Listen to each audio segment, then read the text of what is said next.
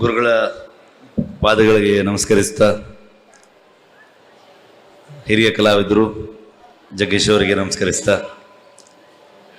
ರಾಯರ ಆಶೀರ್ವಾದವನ್ನು ಪಡೆಯುವ ಇಂಥ ಒಂದು ಸಂದರ್ಭಕ್ಕೆ, ಇಂಥ ಒಂದು ಅದ್ಭುತ ಸಂದರ್ಭಕ್ಕೆ ನನ್ನನ್ನು ಕರೆದಿದ್ದಕ್ಕೆ ನಾನು ಯಾವತ್ತೂ ಶ್ರೀಗಳಿಗೆ, ಗುರುಗಳಿಗೆ ನಾನು ಸದಾ ಋಣಿಯಾಗಿರ್ತೇನೆ. ನಾನು ಭಾಗ್ಯ ಅಂದ್ಕೊಳ್ತೀನಿ. ನಾನು ತುಂಬ ಮಾತಾಡೋದಕ್ಕೆ ಹೋಗೋದಿಲ್ಲ, ಯಾವುದು ಸಿನಿಮಾ ವೇದಿಕೆ ಅಲ್ಲ. ಇಲ್ಲಿ ಮೌನ ಭಾಳ ಮುಖ್ಯ ಆಗತ್ತೆ. ರಾಯರ ಎನರ್ಜಿಯನ್ನು ನಾವು ಫೀಲ್ ಮಾಡ್ಬೋದು.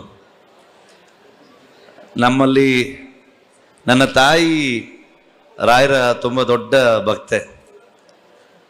ನಮ್ಮ ತಾಯಿಯ ಎರಡು ವಿಷಯಗಳು ನಾನು ತುಂಬ ಫಾಲೋ ಮಾಡಿದ್ದು ಮತ್ತು ನನ್ನ ಜೀವನದಲ್ಲಿ ತುಂಬ ಮುಖ್ಯ ಆಗಿದ್ದು. ನನ್ನ ತಾಯಿಗೆ ರಾಘವೇಂದ್ರ ರಾಯರ ಎಷ್ಟು ಭಕ್ತಿನೋ ಅದೇ ಥರದಲ್ಲಿ ಡಾಕ್ಟರ್ ರಾಜ್ಕುಮಾರ್ ಅವರು ಅಷ್ಟೇ ಇಷ್ಟ. ಹಾಗಾಗಿ ಈ ಎರಡೂ ವಿಚಾರವನ್ನು ನಾನು ಚಿಕ್ಕ ವಯಸ್ಸಿಂದ ನಮ್ಮ ತಾಯಿ ಹಾಕ್ಕೊಟ್ಟಂಥ ಹೆಜ್ಜೆಯಲ್ಲಿ ಫಾಲೋ ಮಾಡ್ಕೊಂಡು ಬಂದಿದ್ದೀನಿ. ನಮ್ಮ ಮನೇಲಿ ತುಂಬ ಎಲ್ಲೂ ನಾನು ಹಂಚ್ಕೊಳ್ದೇ ಇರುವಂಥ ವಿಚಾರ. ನಮ್ಮ ಮನೆಯಲ್ಲಿ ತುಂಬ ಕಷ್ಟದಲ್ಲಿದ್ದಂಥ ಒಂದು ಕಾಲ, ನಾನು ಹುಟ್ಟಿರಲಿಲ್ಲ. ಆಗ ನಮ್ಮ ತಾಯಿ ರಾಯರ ಹರಕೆಯನ್ನು ಹೊತ್ಕೊಂಡು ನನಗೊಂದು ಮಗ ಹುಟ್ಟಲಿ, ಅವನು ಹುಟ್ಟಿದ ಮೇಲೆ ಜೀವನದಲ್ಲಿ ಒಳ್ಳೆಯದಾಗಲಿ ಅಂತ ಒಂದು ಹರಕೆಯನ್ನು ಹೊತ್ಕೊಂಡು ಅದಾದಮೇಲೆ ನಾನು ಹುಟ್ಟಿದ್ದಂತೆ. ಅದು ನಾನು ಗುರುವಾರವೇ ಹುಟ್ಟಿದ್ದೀನಿ. ಸೊ ಹಾಗಾಗಿ ನಮ್ಮ ತಾಯಿ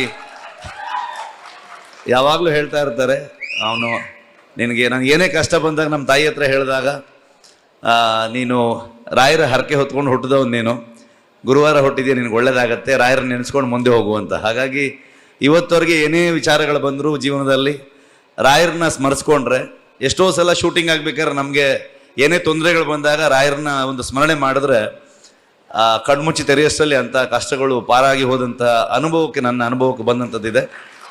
ಹಾಗಾಗಿ ರಾಯರ ಎಲ್ಲ ಭಕ್ತರಿಗೆ ರಾಯರ ಆಶೀರ್ವಾದ ಇದೇ ಇದೆ. ಜಗ್ಗೇಶ್ ಅಣ್ಣ ಹೇಳಿದಾಗೆ ಇವತ್ತು ನಮ್ಮ ಕಣ್ಮುಂದೆ ನಡೆದಾಡುವ ರಾಯರು ಶ್ರೀಗಳಿಲ್ಲಿದ್ದಾರೆ.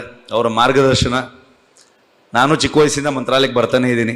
ಆದರೆ ಇಲ್ಲಿ ಗುರುಗಳು ಬಂದ ಮೇಲೆ ಆದಂತಹ ಬೆಳವಣಿಗೆಗಳು ಎಲ್ಲವನ್ನ ನೋಡಿದಾಗ ಖುಷಿ ಆಗುತ್ತೆ. ಇನ್ನು ಹೆಚ್ಚೆಚ್ಚು ಭಕ್ತರು ಇಲ್ಲಿಗೆ ಬರುವಂತಾಗಲಿ, ಎಲ್ಲರಿಗೆ ರಾಯರ ಆಶೀರ್ವಾದ ಸಿಗುವಂತಾಗಲಿ ಅಂತ ಅಂದ್ಕೊಂಡು ನಾನು ಕೇಳ್ತೀನಿ. Thank you. ನಿಖರ ಸುದ್ದಿ, ಸದಭಿರುಚಿಯ ಕಾರ್ಯಕ್ರಮ.